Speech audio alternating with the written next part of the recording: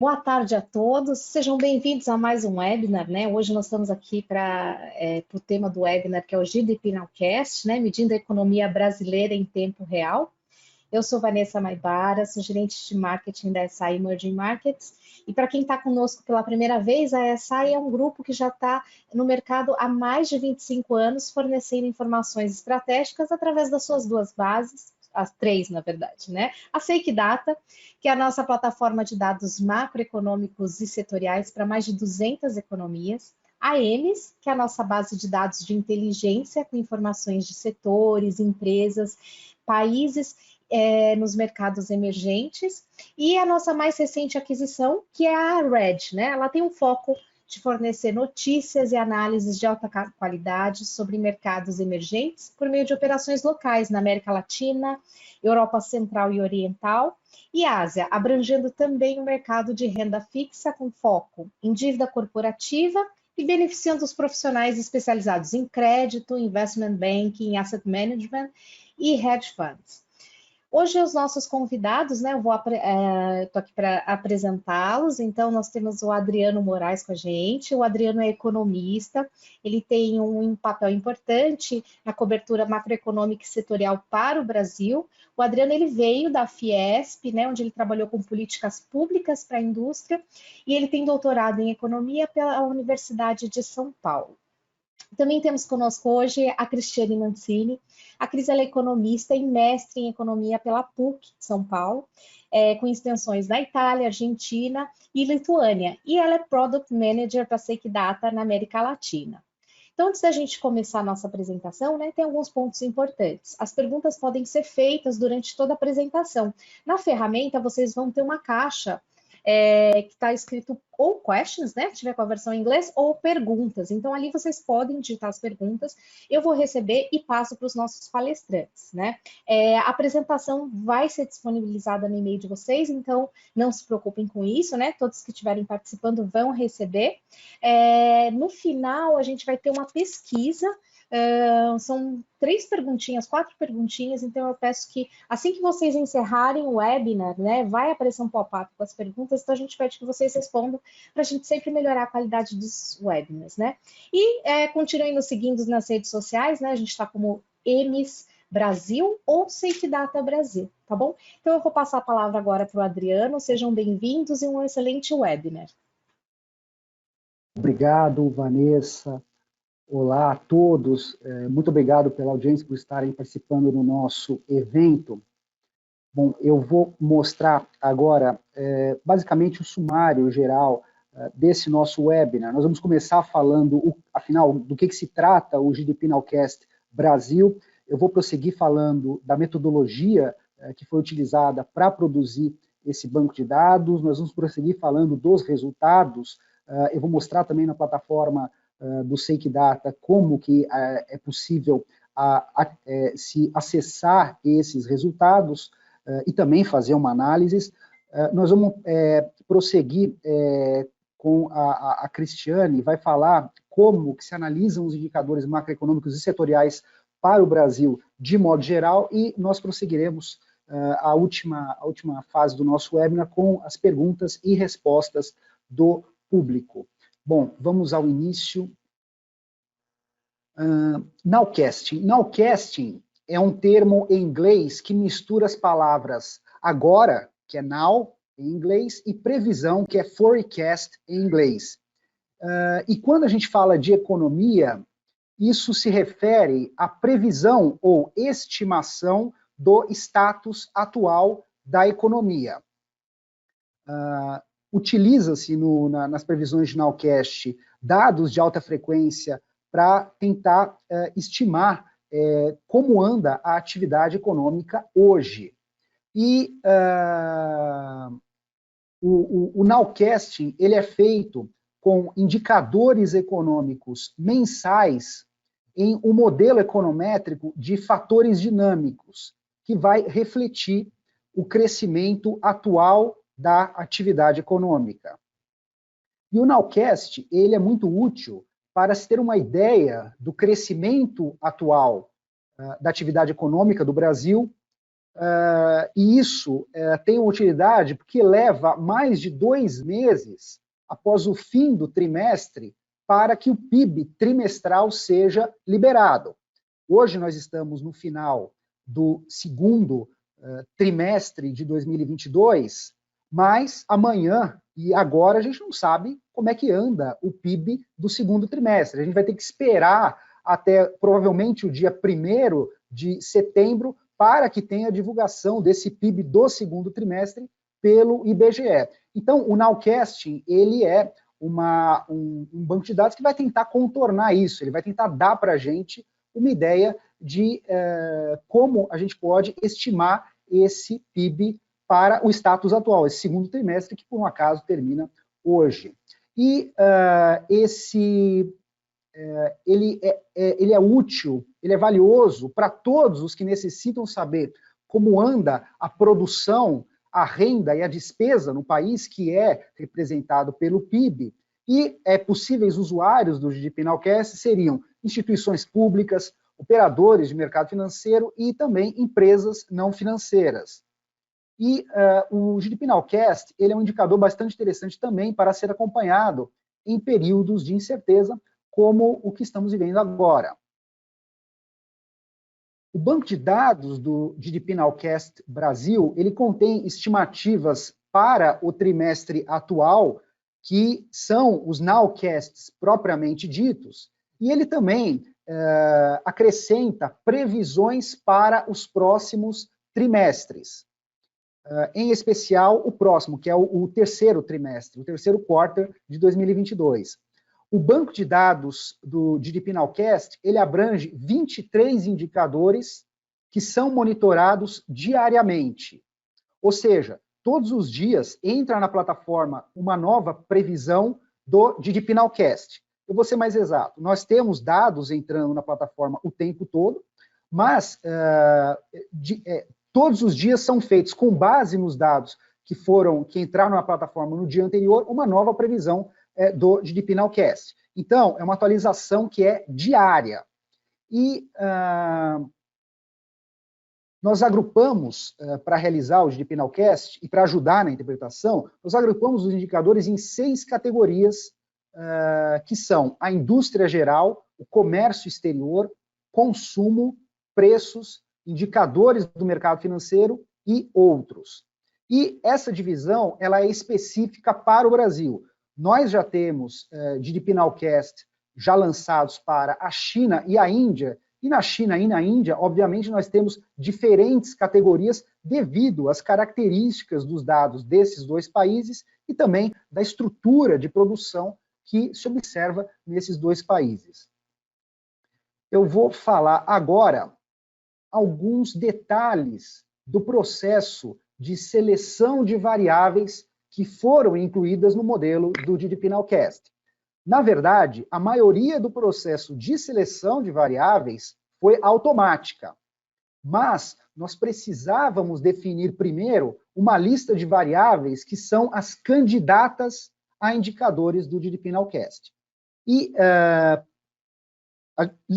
fizemos uma lista de 120 variáveis diferentes que obedeceram, por um lado, a um critério econômico, que é ter alguma relação com a atividade econômica. Então, foram incluídas nessas variáveis candidatas índice de vendas do varejo, índice de vendas de serviços, produção industrial, qualquer variável que, por critério econômico, tem relação com o PIB. Então, esse foi um critério, mas nós também seguimos um requisito estatístico para incluir uma variável no banco de dados de candidatos ao GDP Nowcast. E esse requisito estatístico foi que a série de tempo, né, dessas variáveis deveriam começar pelo menos antes de janeiro de 2004.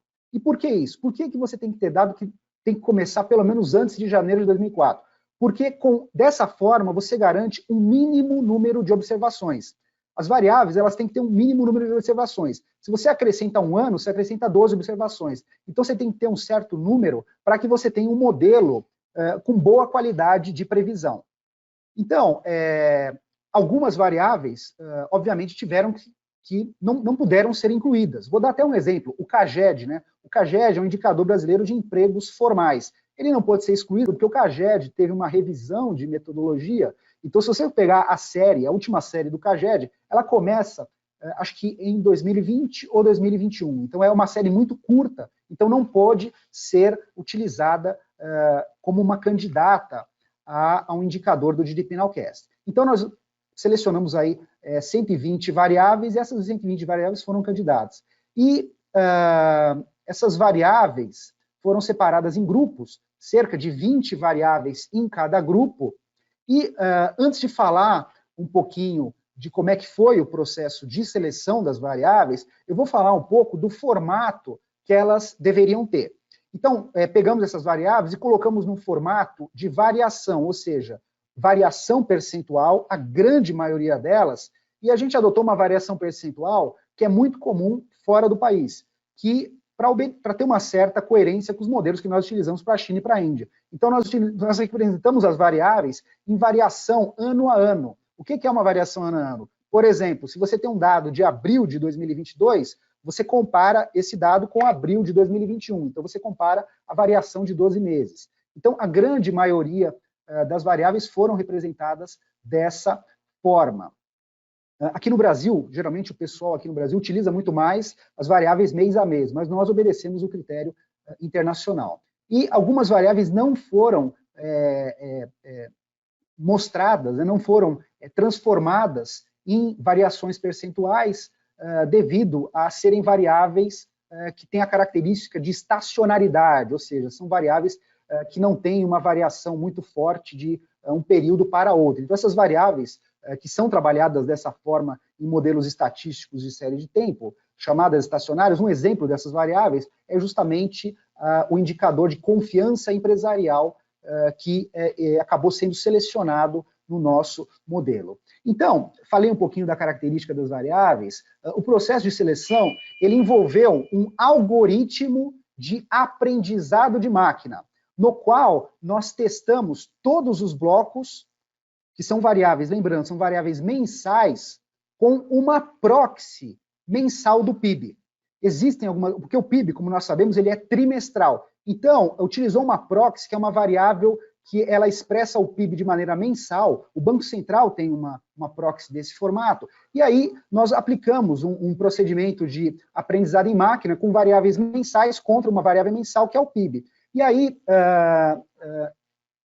fizemos aí uma seleção de variáveis que têm aí uma relação maior com o PIB. Então, essas variáveis foram as selecionadas para o modelo do GDP Nowcast. Eu vou detalhar um pouco mais esse procedimento mais à frente na parte de metodologia. Mas nós podemos ver aqui algumas variáveis que foram selecionadas, elas estão em verde, e outras variáveis que acabaram sendo descartadas. Então, basicamente, é um modelo que ele tenta encontrar variáveis que compartilham uma mesma tendência com o PIB.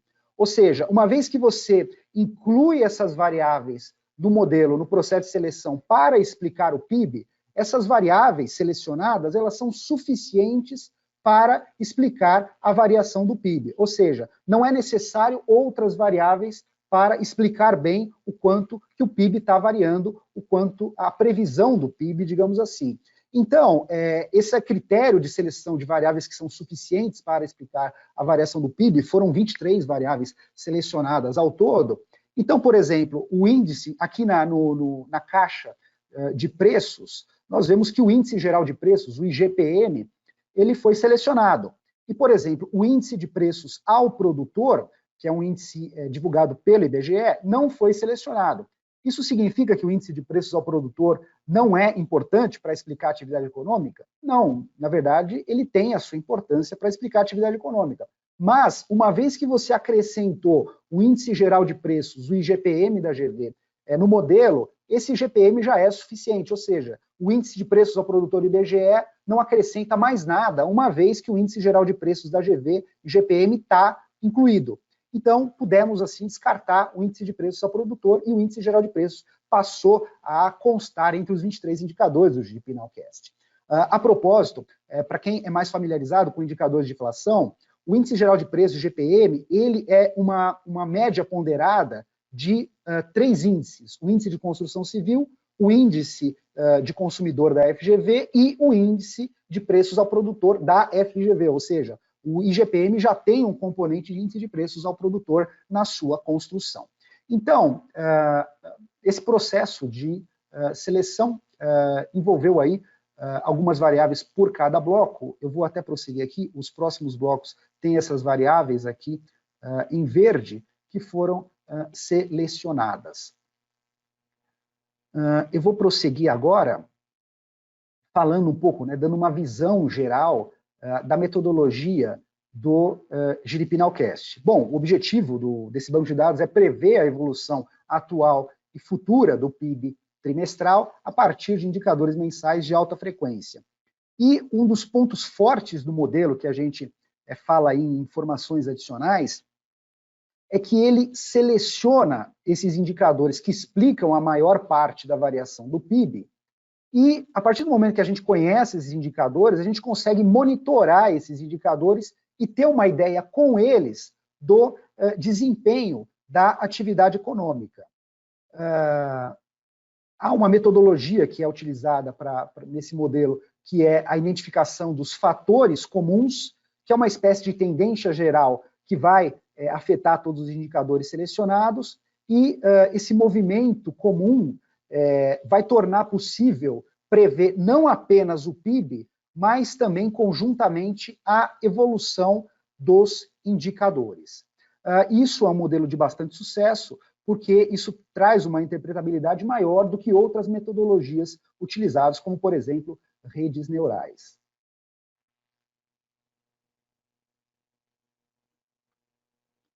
Prosseguindo aqui, aqui é basicamente um esquema, né? Ele é um esquema que mostra um pouco como é feita essa estimação. Isso é algo um pouco técnico demais, mas eu vou só comentar aí, e depois os interessados eles vão poder acessar a apresentação que mais tarde será compartilhada com todos os que estão assistindo a esse webinar. Então, basicamente, ele é um modelo que a gente fala que ele é um modelo que faz estimações sucessivas, né? Então, ele faz estimações sucessivas até se atingir uma convergência. E essa convergência é que vai mostrar os parâmetros do modelo. Então, esse processo de estimações sucessivas se estima sucessivamente até se atingir um erro mínimo, e nessa situação de erro mínimo, né, entre o estimado e o ocorrido, se chega aí nos parâmetros. Então, é um processo chamado de maximização esperada, que inicia com uma técnica estatística de componentes principais, que obtém estimativas provisórias dos fatores comuns. Num segundo momento, regressão de mínimos quadrados, algo já bastante conhecido aí para quem é habituado com estatística. E na regressão de mínimos quadrados, estimam-se todos os parâmetros do modelo, depois se parte para um procedimento de filtro de Kalman, que o modelo é reestimado com os parâmetros que foram estimados no processo anterior, e depois há reestimações aí contínuas dos fatores comuns, né, e repetições aí desse processo até se atingir a convergência, e quando se atinge a convergência, obtém-se uma estimativa final. Eu peço desculpas, isso é um pouco técnico, mas é basicamente para deixar algo mais completo aqui a nossa apresentação a todos os interessados. Prosseguindo, existe apresentando aqui algumas características desse modelo. Esse é um modelo que é conhecido por ser superior a outras técnicas de previsão. Ele, inclusive, é utilizado pelo Federal Reserve de Nova York. O Federal Reserve de Nova York é o escritório do Banco Central Americano que fica na cidade de Nova York, provavelmente deve ser um dos mais importantes dos Estados Unidos, se não o mais, e é um modelo popular nos trabalhos feitos por essa instituição. Uma característica interessante desse modelo é que ele é um modelo que a performance dele vai melhorando conforme novos dados são acrescentados a esse modelo. Então é uma característica bastante interessante, isso devido ao processo iterativo, né? Mais observações sempre vai acabar melhorando, e ele tem uma característica que é algo que crítico, né, que é uma dificuldade em observar valores extremos.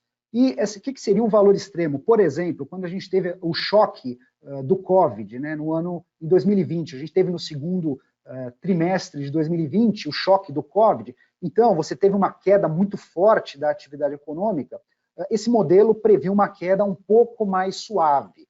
E mais adiante, quando você teve, né, no segundo trimestre de 2021, a recuperação, né, que você estava utilizando aí um efeito de baixa base de comparação em relação ao segundo de 2020, essa recuperação também ele preveu uma recuperação um pouco mais suave. Isso foi para o Brasil e para vários países, e isso não foi à toa, isso é uma característica da construção desse modelo. Porque esse modelo, como ele é um modelo que ele necessita uma convergência, como eu comentei com vocês alguns slides atrás, esse modelo ele tem que usar técnicas que deixam ele mais estável. E essas técnicas acabam suavizando aí o banco de dados e, ao suavizar, você acaba tendo um custo, digamos assim, que é você prever situações mais atenuadas em casos de choque. Então, ele é um modelo, ele é muito bom para prever situações de normalidade, mas situações de choques extremos, como esse da primeira onda do Covid, ele é um modelo que acaba tendo um erro maior de previsão. Então, eu vou avançar aqui. Aqui nós temos uns itens, né, de literatura, né, que ajudou a desenvolver a metodologia do modelo. Foram esses 3 papers e mais alguns aí, mas esses 3 foram os principais. Então, novamente, vocês vão receber essa apresentação e aí vocês podem conferir com mais detalhes esses papers. Há até o link aqui disponível para vocês acessarem. Aqui eu tenho a performance histórica do DDPinalcast para o Brasil. Então, o modelo ele tem resultados bons em momentos de estabilidade, como a gente pode ver aqui, e ele tem desvios maiores, como eu falei, em momentos de choque. Então, aqui, por exemplo, quando você teve o choque do segundo trimestre de 2020, o modelo fez uma previsão suave de queda de -6% e o PIB caiu -10,7%, quase 11%. Aqui na recuperação, né, aqui, quando a gente teve o efeito de baixa base de comparação, por que o efeito de baixa base? Porque esse aqui, no comparativo ano a ano, ele é comparado com esse aqui. Como aqui você teve uma queda, quando você calcula a variação percentual em cima de algo que é muito baixo, essa variação percentual acaba sendo muito alta. Então, aqui você teve uma diferença um pouco melhor, porque como ele já incorporou essa queda aqui, essa recuperação acabou tendo uma suavização, claro, mas foi menos grave do que nesse caso aqui. Então, a recuperação, ele prevê um pouco melhor do que o momento de choque negativo. Então, uma característica desse modelo na previsão histórica para o Brasil. Prosseguindo aqui, nós temos aqui os modelos que foram desenvolvidos para a China e para a Índia. A trajetória aqui da China e da Índia é parecida com o que eu comentei para o Brasil, recentemente acertando um pouco mais. E na Índia, nós tivemos aí algo mais complexo no efeito recuperação. Então, a gente teve o choque ocorrido antes, né, depois a recuperação ocorrendo um pouco antes, e ele acabando prevendo a recuperação de uma maneira, num timing diferente, mas isso aqui permitiu uma melhoria do modelo feita pela nossa equipe, e aí o modelo acabou acertando. Ele tá acertando bastante aqui os últimos trimestres para a Índia. Essa característica de choque, né, de ser um modelo que é um modelo que acaba tendo erros maiores em períodos de choque, é algo que não pode ser retirado do modelo, porque acaba tirando a possibilidade de convergência. Então, a maioria dos períodos, a maioria dos trimestres são momentos de normalidade. Então, caso fosse interessante estimar melhor momentos de choque, teria que fazer um modelo totalmente diferente que estimaria exceções. Então, optamos por manter o modelo no formato que ele está, que é um modelo que acaba sendo utilizado com muito sucesso em situações de normalidade. Bom, esse foi a apresentação. Eu vou passar agora para mostrar para vocês como é que é o DDPinalcast na nossa plataforma CDM Next. Então, eu vou pedir licença para vocês e colocar aqui o GDP Nowcast Brasil. Vocês estão conseguindo enxergar? Vanessa, Cris, está sendo possível enxergar aqui? Tá, sim. Sim. Obrigado. Então, esse aqui é um insight, né? É através desse insight que é possível, uma das formas de acessar o GDP Nowcast, ele também existe como série, para quem utilizar as nossas séries no nosso banco de dados, também pode utilizar como série, mas uma maneira visual mais fácil de se analisar é através desse insight. Então, eu vou mostrar para vocês como é que é a navegação desse insight. Nós temos aqui os releases, né, dos indicadores. Conforme os indicadores vão saindo, nós escrevemos aqui, nós editamos, escrevemos um comentário sobre o indicador e o efeito no GDP Nowcast em palavras, né? Mas isso aí também pode ser analisado em números. Então, fica interessante analisar, para quem gosta de ir direto na projeção, esses gráficos aqui. Então, por exemplo, aqui, esse gráfico aqui ele mostra a evolução da nossa projeção. Então, era uma projeção que, no começo do ano, ela estava ao redor de zero, depois caiu, né? Caiu no começo de fevereiro, depois acabou retornando para a faixa do zero, e nos últimos tempos ela tá ficando um pouco maior, digamos assim. E o último valor que nós tivemos, que foi relativo aos dados divulgados até ontem, para o dia 29 de junho, é de 1,33% para o segundo trimestre. E lembrando, esse 1,33%, ele é uma variação a variação ano a ano, ou seja, o segundo trimestre de 2002 comparado com o segundo trimestre de 2021, perdão. Então, é uma variação trimestral, variação ano a ano do trimestre.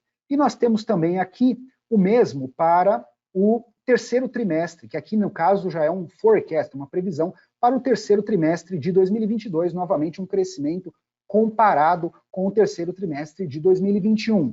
Então, esse crescimento esperado é de 1,75%. Isso com os indicadores que foram soltos, né, foram lançados até o momento. Mais para baixo, a gente consegue ver aqui uma tabela que vai mostrar os últimos indicadores que entraram no banco de dados. Tem a data de divulgação, tem a categoria, tem aqui qual que é o indicador, né? Então, por exemplo, aqui tem o Índice Geral de Preços de Mercado, a Selic, que fechou o mês, né? Nós podemos ver aqui, por exemplo, no IGPM, o último valor, que é 10,7, novamente, essa porcentagem é 10,7 em 12 meses, é a variação de 12 meses. Aqui nós temos aqui um impacto no segundo trimestre, e aqui nós temos o impacto no terceiro trimestre. Por exemplo, esse último IGPM, de 10,7%, teve um impacto negativo, né? Ele 0,01 na nossa projeção do GDP Nowcast para o terceiro trimestre de 2022. Nós temos também, nós estimamos, mas não divulgamos, a nossa projeção. Então, nós estimávamos aí uma projeção de 10,55, se eu não me engano, para o IGPM, e acabou saindo um pouco acima da nossa previsão, porque esse modelo permite também a previsão dos indicadores individuais. Então, aqui vocês conseguem ver esses indicadores que foram divulgados, mas mais abaixo é possível ver o impacto num heatmap, né, que é um mapa de calor, digamos assim, traduzido para o português. Então, aqui nós temos os indicadores para o segundo trimestre. Então, por exemplo, a gente teve aí o fluxo de veículos nas rodovias pedagiadas, teve um impacto positivo aí no GDP Nowcast para maio de 2022. O indicador que teve um impacto negativo foi o índice, o Ibovespa, né, menos 0,05. Então, aqui você consegue avaliar os indicadores que estão contribuindo positivamente para aumentar a estimativa de PIB para o trimestre atual e os que estão reduzindo essa estimativa. Logo abaixo nós temos os indicadores do terceiro trimestre. Então, por exemplo, a gente tem aqui, o terceiro trimestre também foi, a nossa previsão foi impactada positivamente pelo fluxo de caminhões, né, caminhões e ônibus nas rodovias, mas também teve um indicador que ajudou, que foi a confiança do setor dos empresários, digamos assim, né? Então, essa confiança também acabou afetando positivamente. Produção de automóveis e vendas de automóveis, tivemos surpresas negativas nas últimas...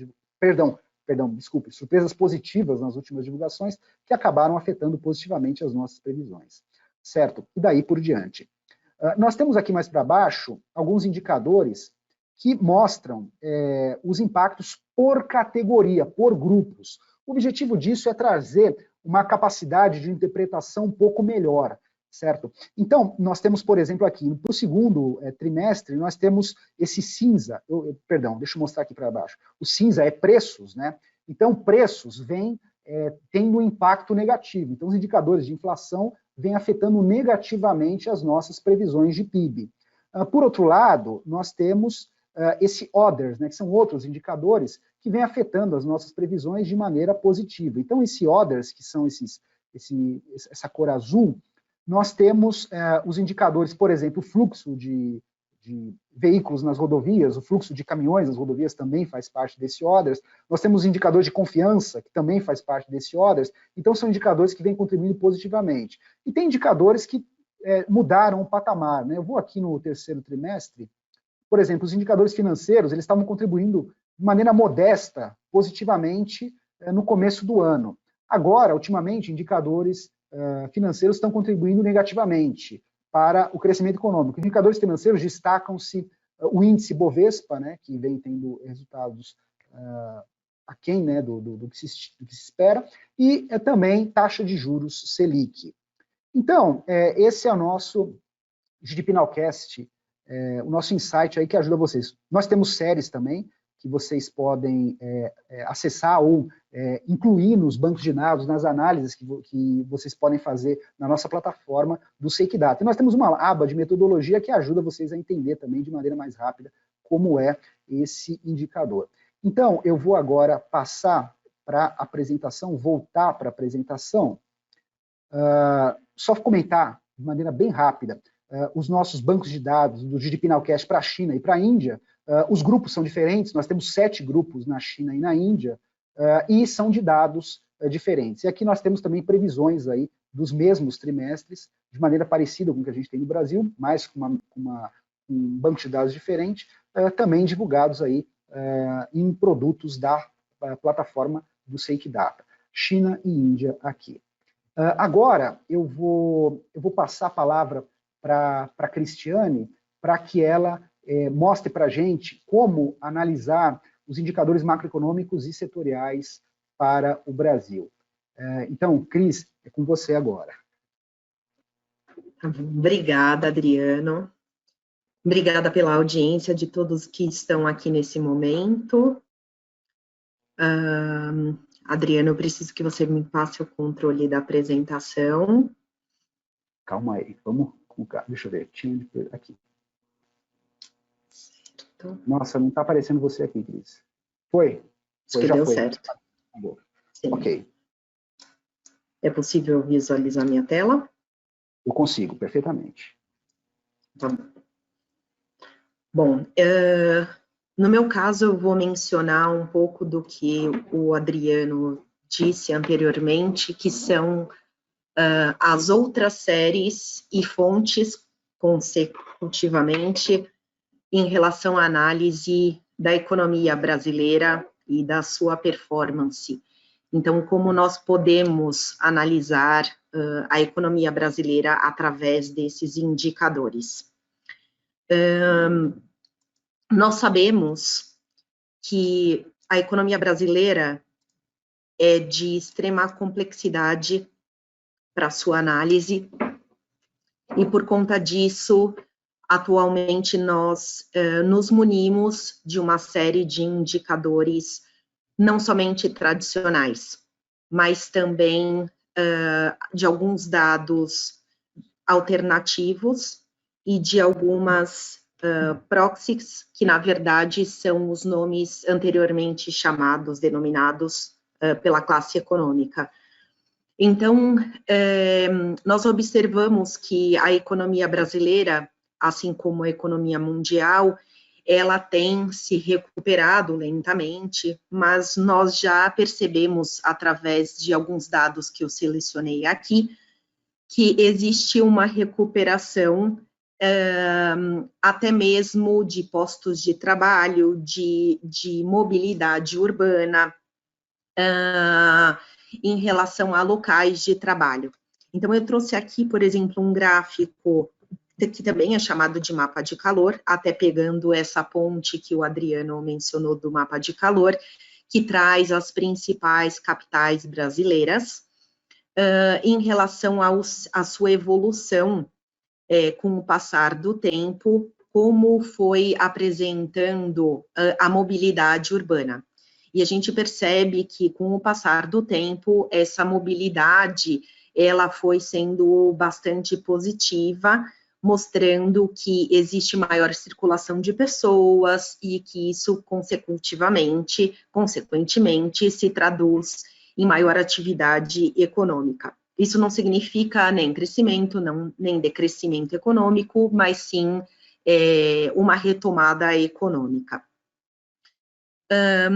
Outro dado bastante importante que, obviamente, eu não teria como deixar passar nesse webinar é a questão inflacionária. O Brasil, obviamente, passa por, infelizmente, esse momento, mais uma vez, histórico de inflação acelerada. Nesse caso, o Brasil, eu trouxe aqui, no caso, eu não sei o que está acontecendo, eu estou tentando passar essa janelinha para o outro lado, eu não consigo visualizar o gráfico de uma forma inteira, mas eu vou seguir assim. Bom, aqui eu selecionei um gráfico, eu selecionei algumas séries em relação a alguns grupos de consumo, que seriam algumas despesas em relação à habitação, a transporte, à saúde e cuidados pessoais e alimentação. Nós observamos no Brasil que existem, como conhecemos, uma série de índices que traduzem a inflação oficial brasileira, e a média dessas projeções, coletadas até a última sexta-feira, que é 3 de junho, ela ficou em média 8,89 para o fechamento desse ano, ou seja, de 2022. E para 2023, em torno de 4,39.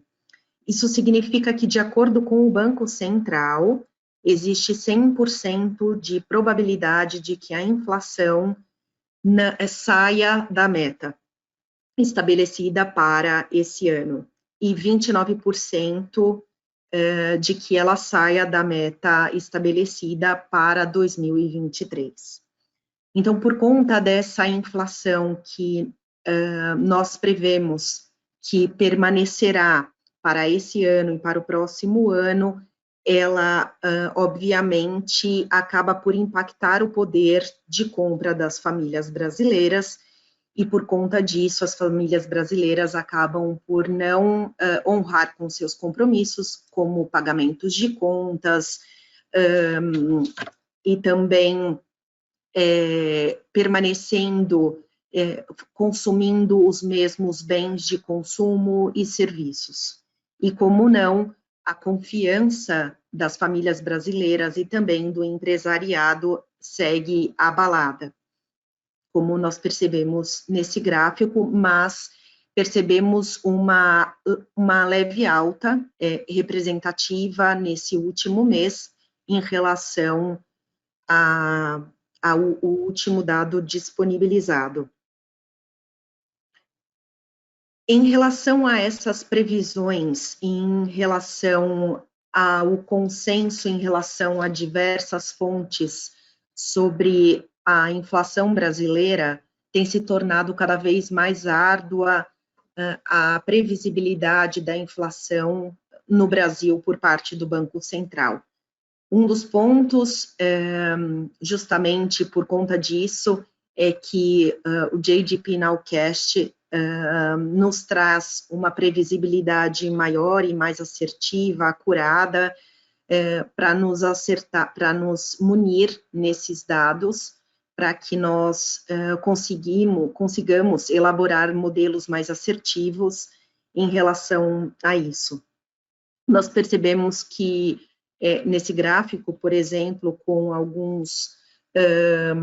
com alguns dados do Banco Central, por exemplo, são bastante diferentes do que foi previsto, do cenário do Copom, do atual, e por conta disso a inflação fica extremamente difícil de ser projetada. Coloquei também um outro ponto bastante importante em relação aos preços para o produtor. Nesse gráfico, eu coloquei algumas séries relacionadas a somente produtos agrícolas. Então, são produtos no geral, é um índice ampliado, e também eu fiz uma comparação somente de preço de mercado em São Paulo, selecionando somente um produto, que é o de arroz. E no caso de arroz, o preço permanece um tanto estável durante a evolução do tempo, da série histórica, mas para o produtor ele ainda sofre algumas altas no mesmo período de tempo. Falando um pouco de o perfil do consumidor das famílias brasileiras e do consumidor individual, temos um dado importante que foi divulgado hoje da PNAD contínua, que nos trouxe que a taxa de desemprego caiu para 9,8% no trimestre móvel, que vai de março a maio de 2022, sobre o mesmo período do ano anterior. É uma taxa extremamente positiva, animadora, no entanto, é importante salientar também a mudança que segue no formato de contratação desses profissionais, pois, em contrapartida, o número de empregados sem carteira assinada no setor privado, por exemplo, foi a maior de toda a série histórica, crescendo 4,3% em relação ao trimestre anterior, e 23,6% no ano. Isso impacta a forma de consumo da população brasileira, que passa não somente a substituir alguns produtos no seu consumo, mas também deixando de consumir alguns produtos e confiando menos na economia brasileira e também diminuindo as suas expectativas em relação à economia brasileira. Nesse gráfico de calor, eu selecionei as principais regiões brasileiras. Esse gráfico, ele é relacionado ao consumo de restaurantes, e é possível olhar, por exemplo, como ele tem se comportado ao longo do tempo. Ele tem permanecido bastante positivo e animador, e uma das regiões que segue bastante positiva é a região sudeste, sempre tratando como uma média o índice em 50%, sendo que sudeste está em 95,46%. E o menor índice seria 80,97% na região nordeste. Então, nós percebemos que esse índice traz uma informação importante até para investimentos e de como está o consumo da população brasileira nesse sentido. Em relação ao consumo, porém, em supermercados, o mesmo para essas mesmas regiões, nós percebemos que a região mais otimista nesse sentido é a região norte, bastante contrária ao gráfico anterior, e em relação à região de menor positividade, de maior pessimismo, seria a região sudeste. Então, nós percebemos que o consumo menor é a região sudeste, que provavelmente tem retido um pouco o seu consumo, a sua demanda nos produtos em supermercados.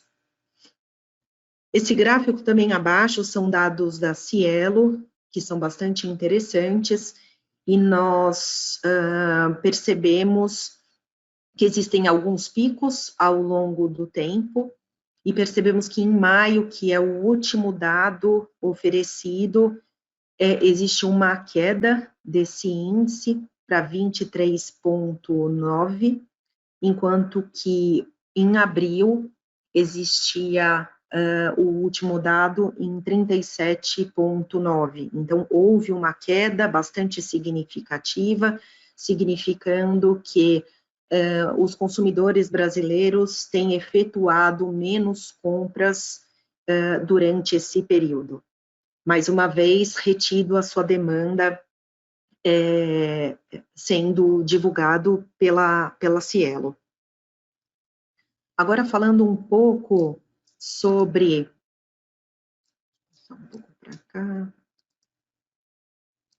Tentar arrastar de alguma forma aqui, para conseguir ver o gráfico. Falando um pouco sobre o Brasil, comércio exterior e a sua abertura econômica, o Brasil, ele possui participação em 1,3 nas vendas globais.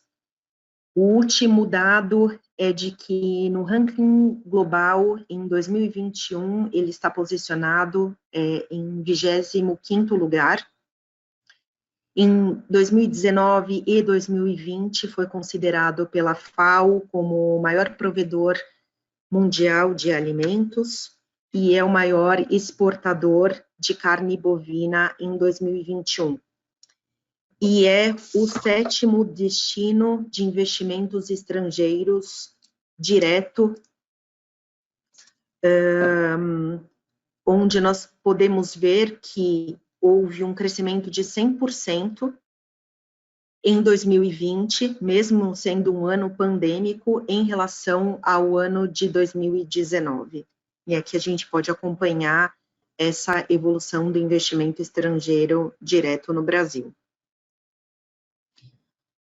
Nós percebemos que a balança comercial brasileira segue bastante positiva em relação, no mês de junho, em comparação ao mês de maio.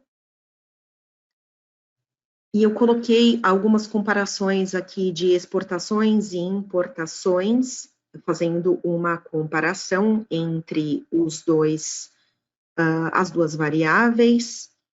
E aqui, focando um pouco mais as exportações brasileiras para a China, colocando dois principais produtos de exportação. Um deles é o minério de ferro e seus concentrados e a pasta química para madeira.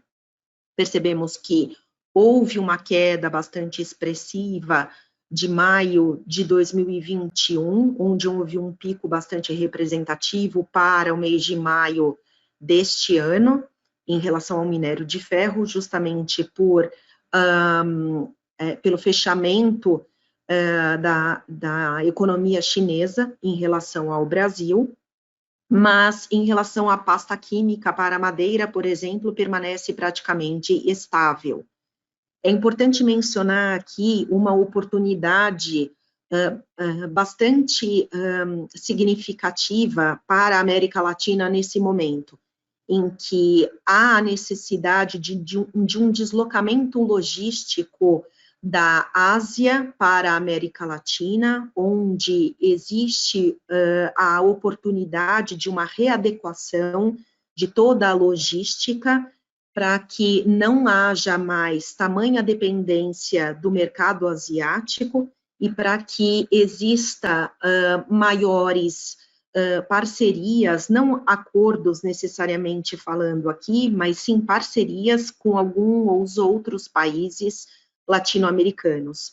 Posso mencionar o México, a Argentina, a Colômbia, e não mais a China, por exemplo. E outro gráfico falando um pouco de México, as exportações brasileiras para o México. Coloquei aqui alguns dos principais produtos que são o aço acabado e o aço bruto, e veículos de passeio e autopeças. E nós percebemos também que houve um crescimento dessas exportações brasileiras para o México. É importante mencionar que, apesar de existirem alguns desafios recorrentes, tanto estruturais quanto conjunturais na economia brasileira, o Brasil segue sendo um dos principais destinos de investimento estrangeiro, como mencionei, e também o 7º mercado consumidor no mundo, representando 57,8 milhões de consumidores, algo bastante representativo para empresas estrangeiras e também para o olhar do mundo. Eu acredito que, no geral, seria isso que eu gostaria de tratar como séries, fontes, alternativas e um pouquinho do que tem ocorrido de tendências de dados para a análise brasileira.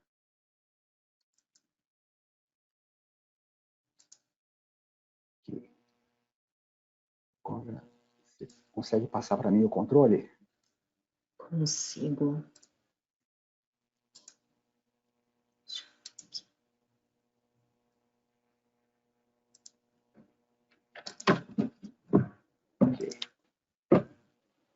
Você consegue ver minha tela? Peraí, que agora eu tô... Sim, Consigo. Adriana. Ótimo.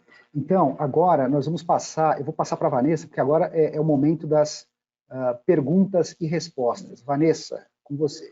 Deixa eu só ver aqui, tem algumas perguntas do público. Eu vou lendo aqui e aí vocês, se é a Cris ou o Adriano que vão responder, né? A primeira pergunta é: quais são os 3 maiores riscos para o próximo ano para a economia brasileira? Essa é para mim, né? Ok. 3 riscos para o próximo ano. Para esse ano é fácil.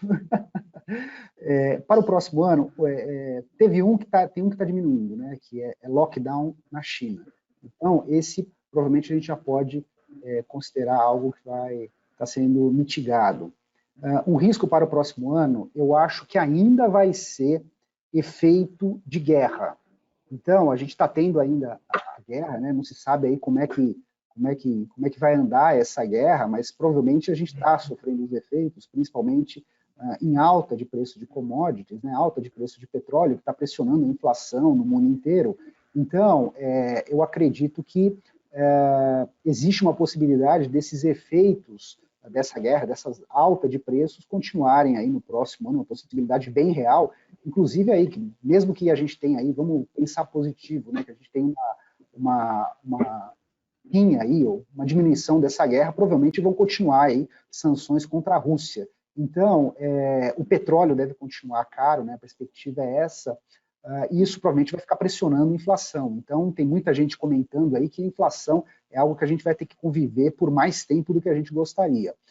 Isso para o Brasil, isso para outros países. Se fala em inflação, aí vem um segundo risco, que também é um risco relacionado a global, que é os juros, né, os juros americanos, né, que estão subindo, provavelmente vão continuar subindo, e aí entra, né, a questão, né, juro americano, por um lado você tem um efeito, né, que é o efeito de investimento, né, você diminui um pouco o fluxo de capital para o Brasil, provavelmente, e você tem um pouco da questão da recuperação da economia americana, né, então provavelmente aí é um cenário um pouco mais recessivo para a economia americana com esses juros. Então, são 2 riscos. Eu colocaria um terceiro risco aí, também para o ano que vem, que é o risco fiscal, né? A gente está vivendo agora a eleição, provavelmente vai ter um começo de um novo governo no ano que vem, é um período que talvez seja um pouco mais arriscado, né? Por mais que a gente já tenha uma certeza de definição de um candidato eleito, deve ter aí algumas incertezas no campo fiscal aí, que devem impactar aí a nossa economia e o nosso risco também. Então, esses riscos que eu coloco para o próximo ano, guerra, juros e um pouco de risco fiscal, mas eu acho que talvez outros economistas pensem um pouco diferente, talvez troquem um ou outro por façam alguma alteração. Essa é a minha resposta, eu espero que eu tenha respondido essa questão. Vanessa, com você. Legal. Obrigada, Adriano. Agora a gente tem uma outra pergunta, que é sobre a greve dos funcionários do Banco Central, né? Então, está falando assim, como a greve dos funcionários do Banco Central, que vem atrasando a divulgação de dados econômicos, afeta, né, ou está afetando a SEIC Data e esse indicador, o GDP Nowcasting. Certo. Sobre greve do Banco Central, eu acho eu acho interessante a Cris começar a comentar, porque a Cris lida mais dia a dia com os dados, e aí depois eu falo um pouco sobre Brasil, principalmente sobre o GDP Nowcast e outros indicadores. Cris, você gostaria de começar a responder essa? Sim. Bom, é importante que quaisquer greves, assim como a do Banco Central, que assola o país há algum tempo, é importante que nós estabeleçamos, como nós fizemos, uma comunicação direta com o nosso usuário da nossa plataforma. Então, a partir do momento que nós recebemos o comunicado do Banco Central que haveria essa greve, e que é importante mencionar que é por tempo indeterminado, nós elaboramos um comunicado colocando esses pontos e colocando também quais são as séries alternativas que esse usuário pode utilizar. Porque, por se tratar de uma greve por tempo indeterminado, é necessário que nós tenhamos como alternativa outros indicadores. Mas também nós sabemos que a análise econômica brasileira, ela sofre, sim, algumas dificuldades, porque existem alguns indicadores que eles são elaborados somente pelo Banco Central. Mas, a partir disso, mas mesmo assim, a gente tenta se munir de outras séries para que alguns modelos, por exemplo, não sejam prejudicados. Então, por isso, a gente tenta estar o mais próximo possível dos nossos usuários nesse sentido. Mas, de fato, como se trata dessa greve intemporal, nós precisamos estar o tempo todo em conversas com o Banco Central e também com o usuário. Então, é importante mencionar esse ponto, porque não é a primeira vez que ocorreu isso, não com o Banco Central, mas já ocorreu no passado, 2 anos atrás, com o IBGE, por exemplo, e nós tivemos a mesma conduta. Então, nós conseguimos enviar comunicados para os usuários, enviar possibilidades de novas séries, para que os modelos não fossem prejudicados. Mas, sim, é um desafio extremamente grande, porque as projeções, modelos e análises econômicas sofrem um apagão, de fato. Eu gostaria de complementar um pouco, falando um pouco mais de Brasil, que é a minha área de cobertura.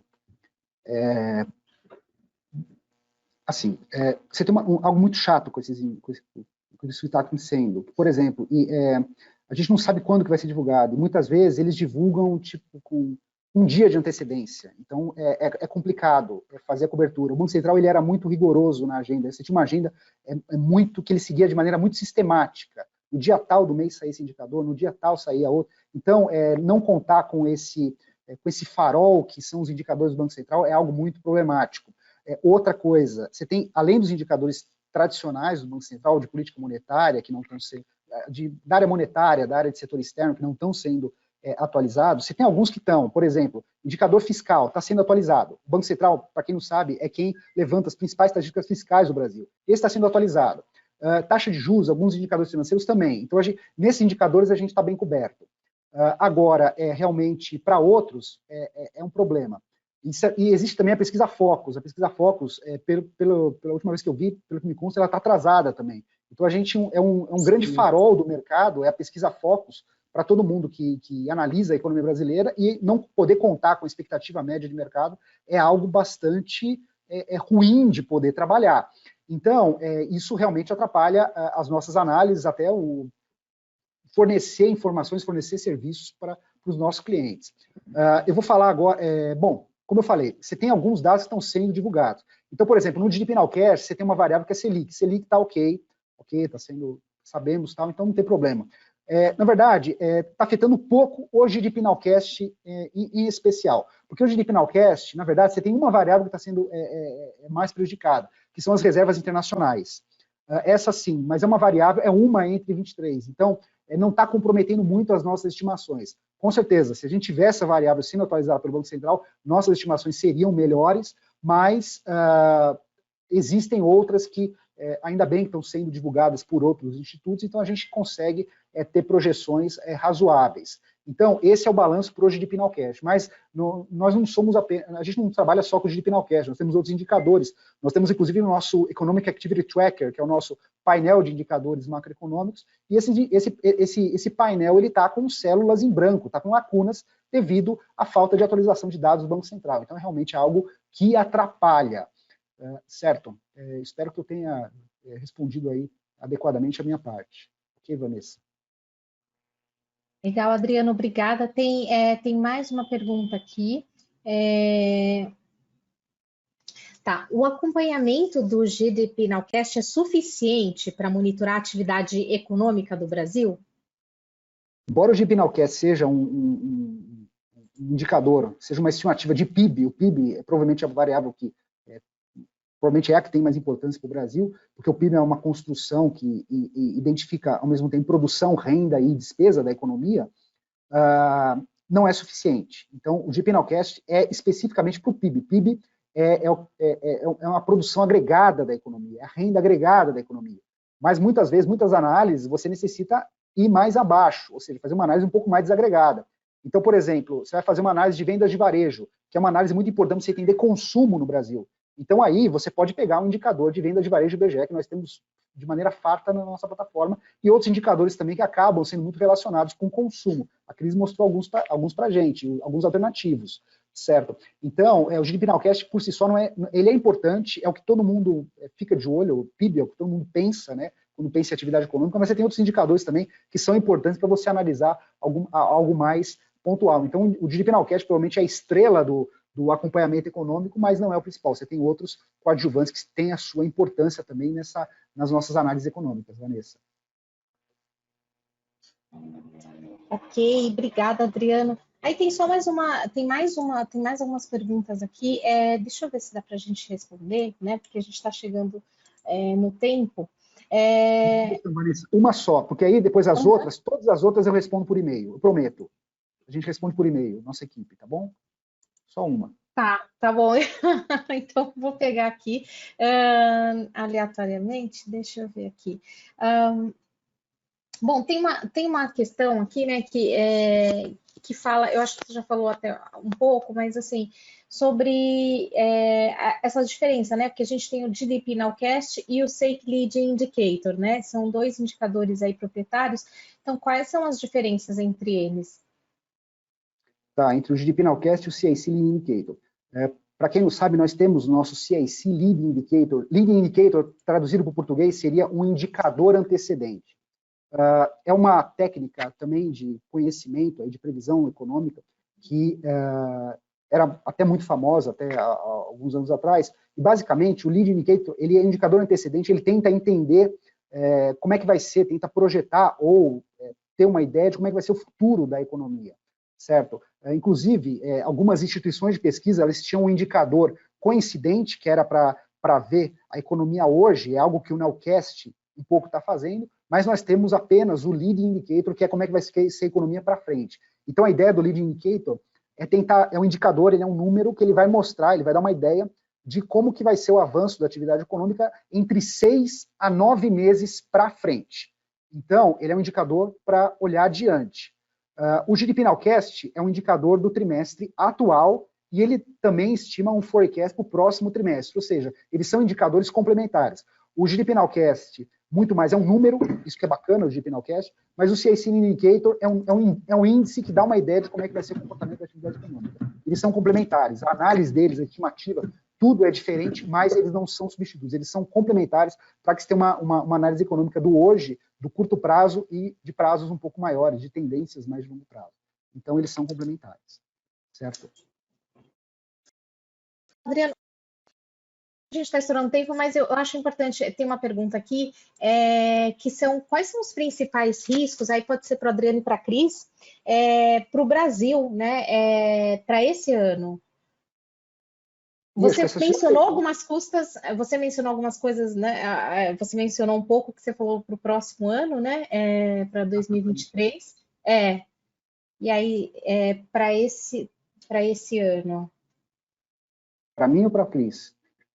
Não, aí vocês podem, cada um pode falar um pouco, se quiser, né? Não está direcionado, mas... A Cris pode complementar. Eu acho que, basicamente, é um pouco o que eu falei. Eu acho que a tendência do que está acontecendo, eu acho que é algo que fica para esse ano e fica um pouco para o próximo também. Então, eu manteria um pouco os riscos. Para esse ano, o que eu colocaria? O andamento do lockdown na China, eu acho que é algo mais de curto prazo, que ainda impacta, está começando a aliviando, né, esse lockdown, mas eu acho que ainda vai ter um pouco de consequência disso ainda, a gente vai carregar um pouco ainda a consequência disso. Guerra também, efeito de curto prazo da guerra, juros, a economia americana está subindo o juro, a economia americana aparentemente está esfriando, e risco fiscal eu acho que seria algo um pouco mais para frente. Acho que hoje tem outras coisas que estão sobressaindo a isso. O que você acha, Cris, para esse ano? Eu acho bastante similar com o que você mencionou. Acredito que a pressão inflacionária sobre principalmente as commodities agrícolas, acredito também que seja a questão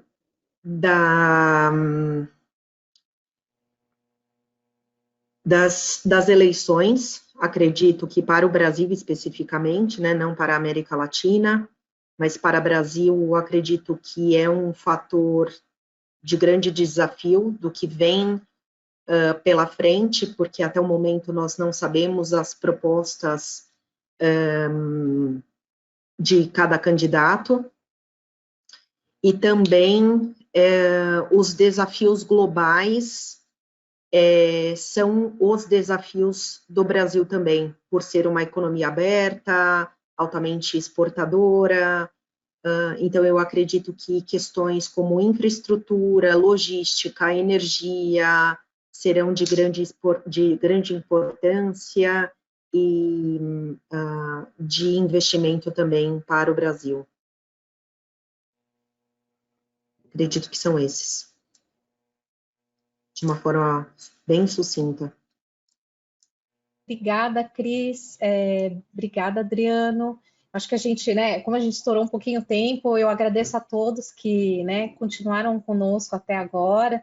Então, nós vamos encerrar esse webinar. Vou pedir para vocês, né, seguirem a gente nas redes sociais, SakeData Brasil, EMES Brasil. E assim que finalizarmos o webinar, vai aparecer aí uma pesquisa, né, para que vocês respondam. Então, para que a gente sempre melhore os temas dos nossos webinars, né, a gente também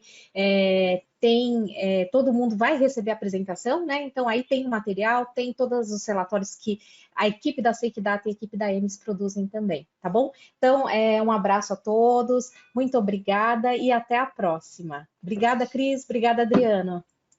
Obrigado. Obrigada.